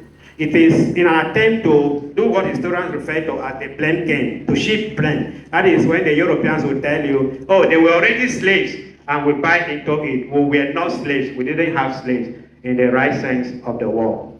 Efik agencies and the establishment of colonial rule. Let me summarize it with these pictures. Treaties that were signed in the interior district, pledging that whatever decision that is accepted by the Efik was binding on them. The people did not understand what those treaties are. Go back and read those treaties written in impeccable English, and you ask yourself if they could write these treaties at the time we are talking. Let me read one, which was written by Efut. We, the undersigned kings and chiefs of Efut, declare that we, our people and country, are subject to the authority and jurisdiction of the kings and chiefs. That is referring to the Efik. That whatever decision the Efik have taken is binding on them. Why will you say so? Because the Efik had a political advantage. And it is this kind of blind loyalty that gave Efik advantage. And over time they tell you, Efik are oppressors, Efik they suppress others. If you have not known before, it was not the Efik that named themselves Efik. It was their neighbors that named them Efik. From the Bible word, meaning oppressor, the one who oppressed his neighbors. When you read that book, you will understand how they oppressed them. Both in slave trade, in colonial time, religious things, they were sufficiently oppressed by the Efik. So we have to have the courage. History is not to blame. History is just to let us get the appropriate lessons. That's why when people talk about recommendations, they are very strange to the historian. You should talk about lessons. What lessons can we learn from this? So the is that we were colonized with the help of our own people. Without the Efik political agents, the colonial enterprise in the Cross River region will have been either frustrated or it will not have been as successful as it turned out to be. So these are the political agents. Efik political agents have a very prestigious place in history. Let me discuss the best man policy. Best man policy again when colonial rule was established. People came from all over the hinterland places, from the Ibibio, from Igbo, and settled here. And the Europeans said, we can no longer allow the ethnic rulers to dictate what happened, to manage the affairs of government here. It has to be all those that have converged here. Calabar has become a cosmopolitan city. So whether you were from here or not, it is immaterial. What is important is the abilities you have to contribute to development. So they refer to it as the best man policy. David argued that how can they, if anybody wants to participate in government, they want to do this, let them go back to wherever they had come from to go and be part of the government here. The Europeans said no, they are paying taxes here and they must be part of administration. That argument went on and on. At the end of the day, the ethic, the efforts, and the wars gave into the wind of change that was coming and said anybody who has the ability to contribute to development can become a member of the municipal council. It was a landmark decision. Its impact on the development of this city is irrepressible. That was why a man, a Ghanaian, like Atamunu, we know this street Atamunu, he was a Ghanaian. He was elected into the legislative council. And the subsequent elections that came, Calabar still presented candidates, but it was the non-Calabarian, according to Akpabio, what he wrote, that won that election. And Akpabio said, at the end of the day, every candidate did not even file themselves for election. It was other people that were elected. Several years, several decades, over a century later, what do we ask ourselves about the best man policy? The only criteria some people have, the only advantage they have, is that I'm a son of the soil. Is that all you have? People want to contest for a little position as councillor. They say, go back to where you are coming from. Your parents were not from here. In the mid-20th century, people recognized that best man policy was for their interests. Today, it has boiled down to us. Even in the university, every tower, we should be exempted from this. It has baked into it. You can't find any federal university anywhere whose vice-chancellor is not a member of that state. What has happened to best man policy? Recently, I heard that even to be student union government executive president, you must be from that state. What are we doing to ourselves? It's happening everywhere. Calabar was the specimen, the seedbed where this was experimented. And not too long ago, we woke up to a drama that involved a lady who was supposed to be appointed, Akpabio was to be appointed substantive chief judge. But what worked against her, despite the fact that she was born in this state, was that she was not from here. That position was given to somebody else, Justice Maurice Eneji, who had the advantage of birth. Irrespective of what the Judicial Council tried to do, it was not taken. We need to go back to the best man policy because it is to the advantage of all of us. It is time that we de-emphasize where you come from and emphasize the abilities that you have. Around the world, great nations are attracting people that have abilities to contribute. The United States is as great as it is because of the diversity and the openness it has for people. Go to Europe, it's the same thing. So you can run election in the United States and win as a Nigerian. You can win in Britain as a Nigerian. But when you return home, you cannot win in another state where you are not from. How do we think we are going to grow? Atlantic history levels with this legacy. All nations around the Atlantic world that aspire to civilize must employ the best hand to manage their society affairs. And it was best man policy that helped Calabar. There is no place in the Atlantic world that you go and Calabar is not known. No place. Calabar became a name, Calabar became a phenomenon, Calabar became something outstanding in all parts of the world, as small as it is, because of the people that built it. Finally, I should say that the intercourse, yes. I still have plenty time. I thought my time was finished, but I'm going to rush. Yes, so Calabar played a very important role. If you see this figure, maybe I'll leave you with this, you read the book. Yeah, this is Calabar High School. Where is that school located?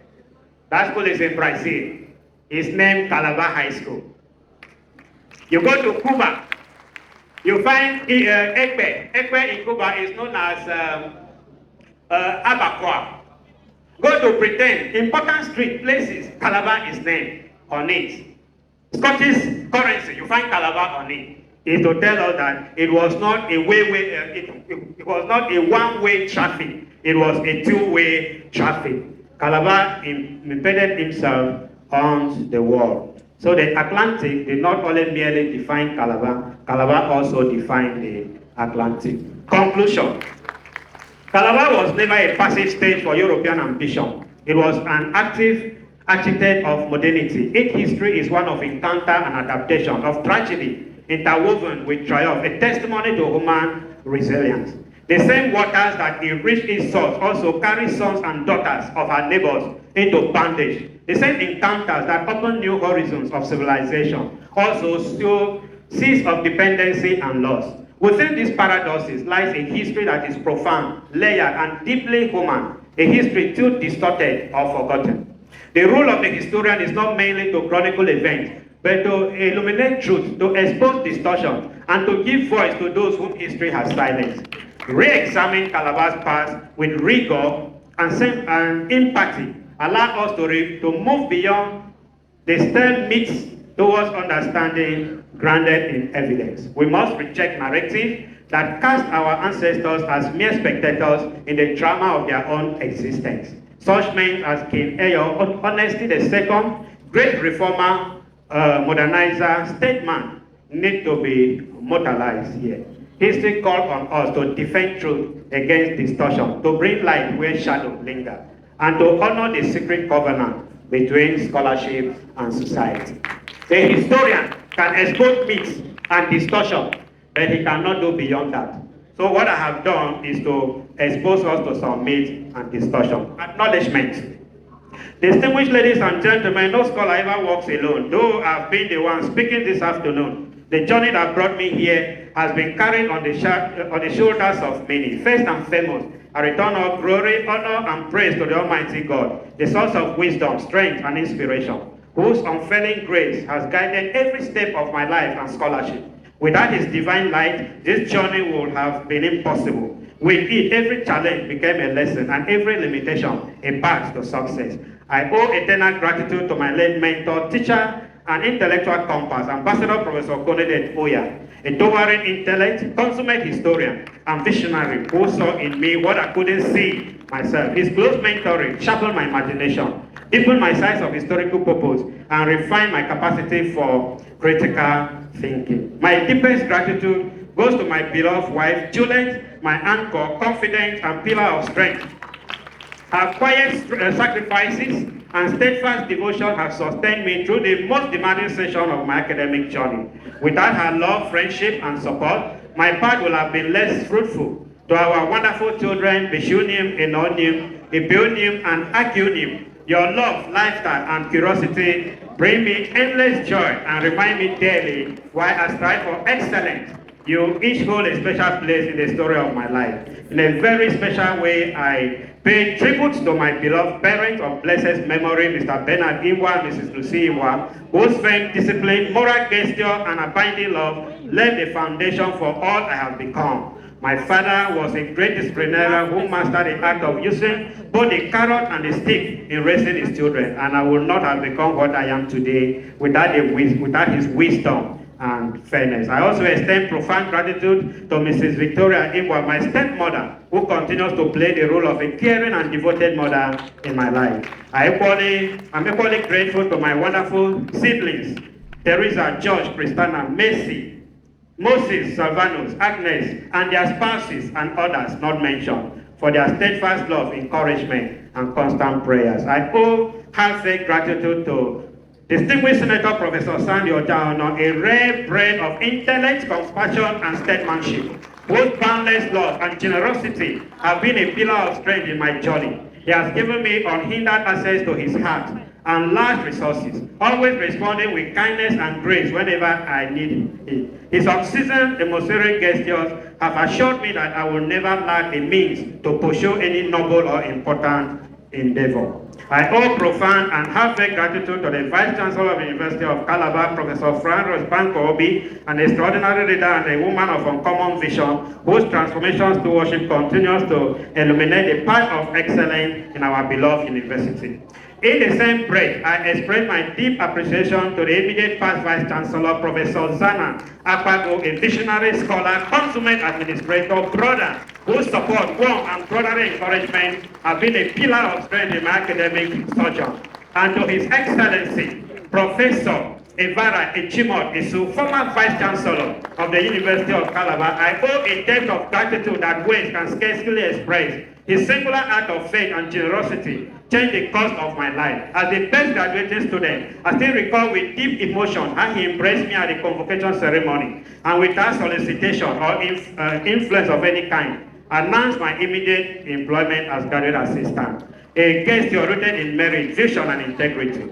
That defining moment laid the foundation for all that has become today. For this, I shall remain eternally grateful. I owe profound gratitude to Professor Joseph Akawu, whose generosity and intervention opened the doors of the University of Calabar to me and set my scholarly journey in motion. Since then, he has continued to bless and guide and uplift me. I also thank Honorable Peter Kwanke, Barrister Mike Anya, Justice Emmanuel Imbua, Professor Godwin Akeke, Isaac Ishamale, Mike Ushiel, Godwin Ashibashi, Anasha Kwanke, Florence Undiante, Dior Ingwe, Fidelis Ugabo, Grace Ukaidi, Richard Ukalala, Fidelis Inde, among others of my baby brother. 1 minute, I'll be done. I owe immense gratitude to my teachers at various stages of my education, especially those who shaped my intellectual foundation in the Department of History and International Studies, including Professor Konede Tsuya, Erin Ekechiko, Winifred Akoda, Ofiambia, Patience Ere, Michael Bonchu, Clement Imbada, Boypa Egbe, Eduna, and James Ewa. Let me also acknowledge Professor Grace Robin Etu, under whom I took an elective course that deeply inspired and motivated me. Sincerely acknowledge my colleagues in the Faculty of Art, especially my Dean, Professor Chikeke Okpara, Dr. Maxwell Eva, Professor James Opelia, Indome Yambri, and Oti Ekpa Chris Akpa, Professor Chris Wamo, and Andrew Esekon, Rome Abo, Samson Izwagi, Veronica Ode, Gospel Dogume, Estin Oba, Eta Ingun, Gloria Egriokon, among others. I'm grateful to Paul Lovejoy. I'm grateful to Obon, who read my citation this afternoon. Obon is a great scholar in his own right, serving as Commissioner for Education at Akpabio State, with whom I have shared countless pleasant memories. And to my acknowledgement, there is no end. Thank you all for coming, and God bless you.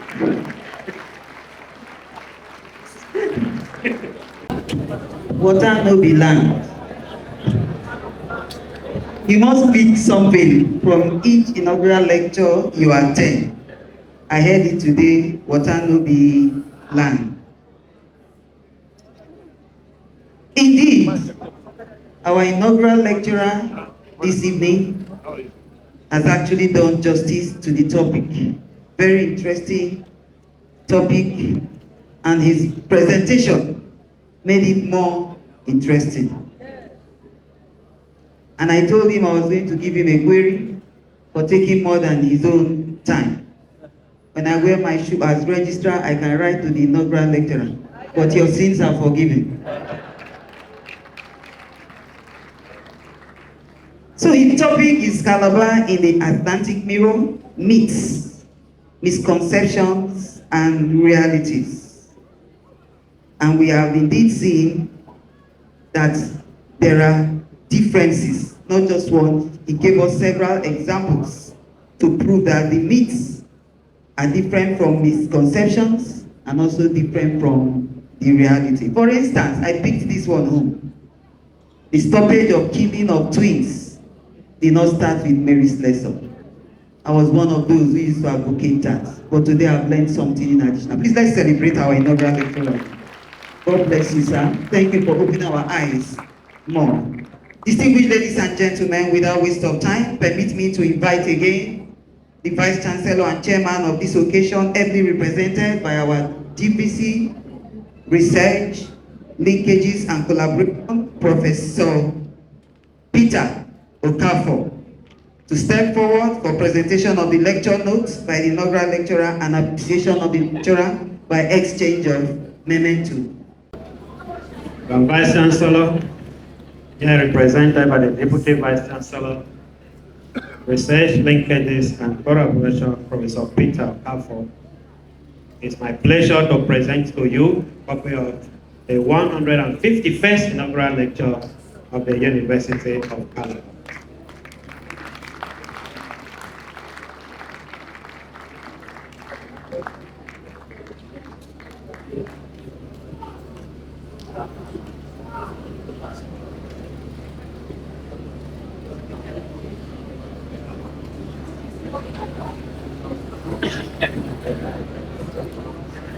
Thank you very much, Professor David Imbua. You've done justice to the topic. And so I would want to present on behalf of the Vice-Chancellor of the University of Calabar and the members of the Senate of the University of Calabar, I want to present this memento to you, Professor David Imbua, Professor of Atlantic History and Diaspora Studies, as the 151st Inaugural Lecturer of the University of Calabar, signed by Professor Florence Banku Obi today, 20th November 2025. Congratulations.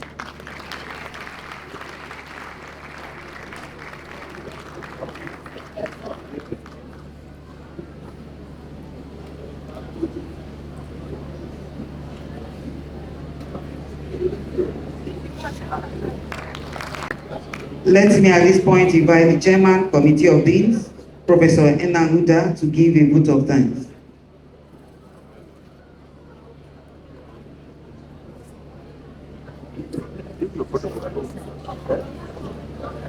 Yes, thank you, Professor David.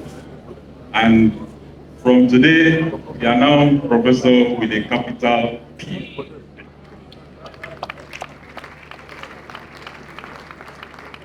This seamless historical narrative of the beacons of Ife Kingdom was indeed deep. For the myths are exposed. One, just like the registrar said, we had long thought that it was Mary's pleasure, but it was a combination of efforts. But those efforts were long lost in the annals of history. But thank God you have resurrected them. And probably you need to write to the state government to change the narrative. And then bring in those who contributed in stopping the killing of twins. Yes, indeed, in your lecture, there are misconceptions. But the realities are that the Effiks were very smart and intelligent people. For even when slaves were abolished, they converted their own slaves to work in the farms and still make money for themselves. So it shows that with the lessons, like you said, we can learn from this narrative. Thank you very much for this historical exposition, for indeed we have learned a lot. Thank you, the Vice-Chancellor, for providing the platform for all of us to present our inaugural lecture.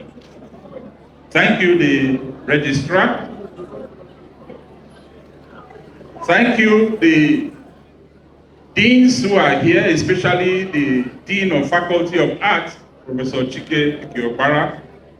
And I would not thank the head of department because they are the head of department. I want to thank the DVC academic that is here, and want to thank the provosts who are here.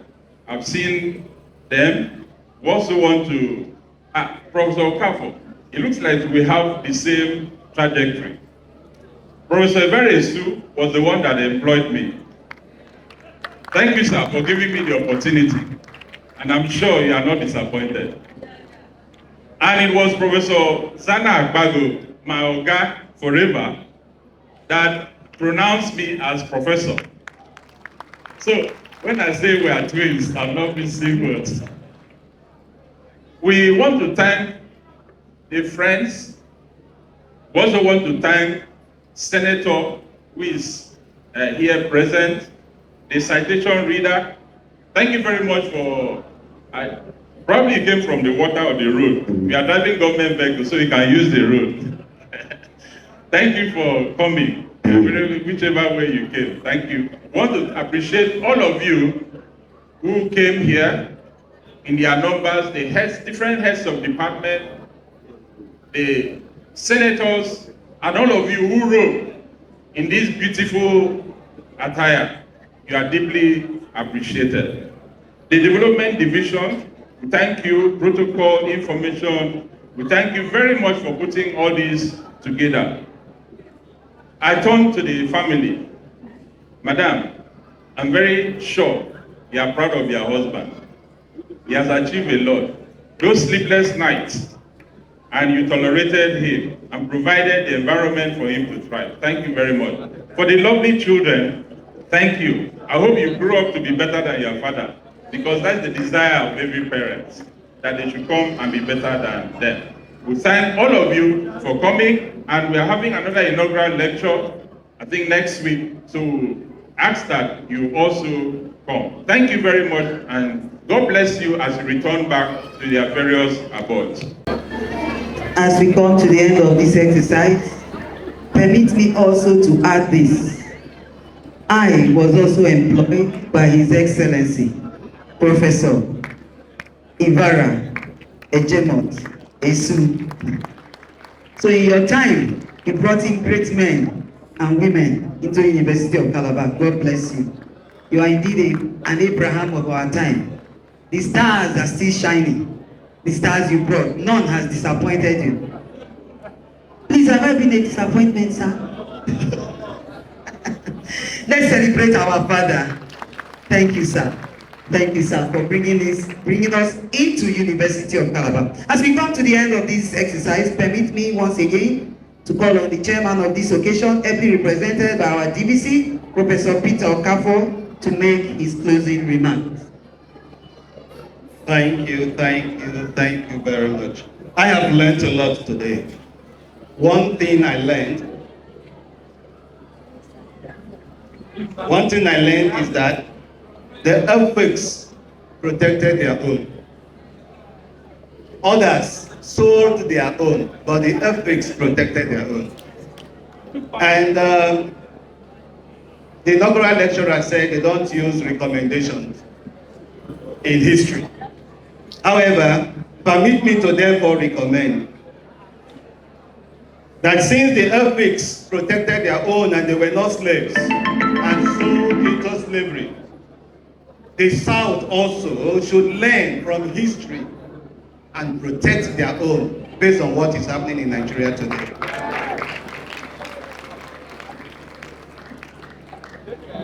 We are accusing the earthquakes and saying there should be reparation.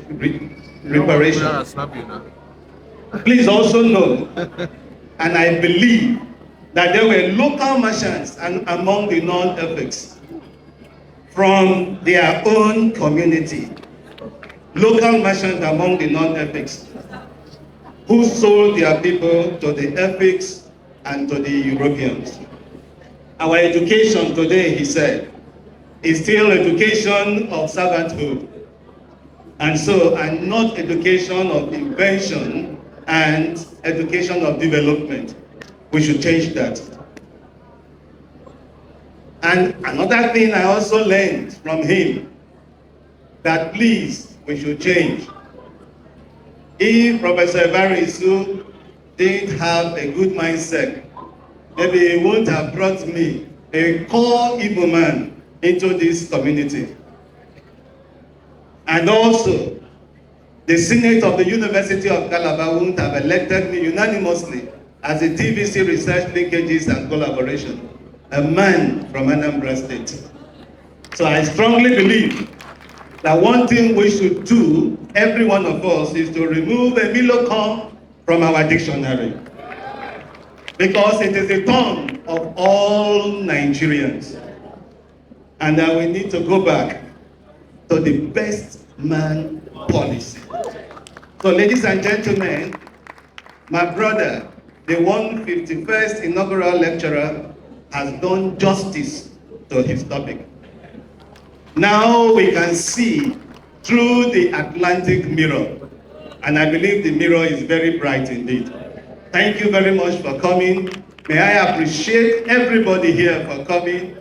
And once again, I'm not tired of appreciating His Excellency, Professor Ibarisu, because I applied for this job for over 4 or 5 times.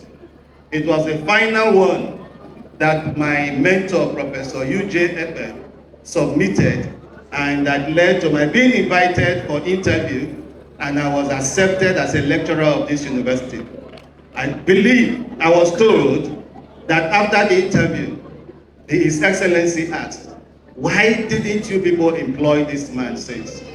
The response that he got from my professor, who answered sincerely from his heart, is that he's an Unega. And he brought me in, irrespective of where I come from. I won't tire to appreciate Professor Zana Akpabio. I worked with him in a lot of committees, and it is true. Even when he was Vice-Chancellor, people said certain things about him. But there's only one thing I kept telling them. He did not withhold my promotion. He promoted me as a professor. For that, I am very grateful to you, sir. May God continue to bless you. Big caterpillar,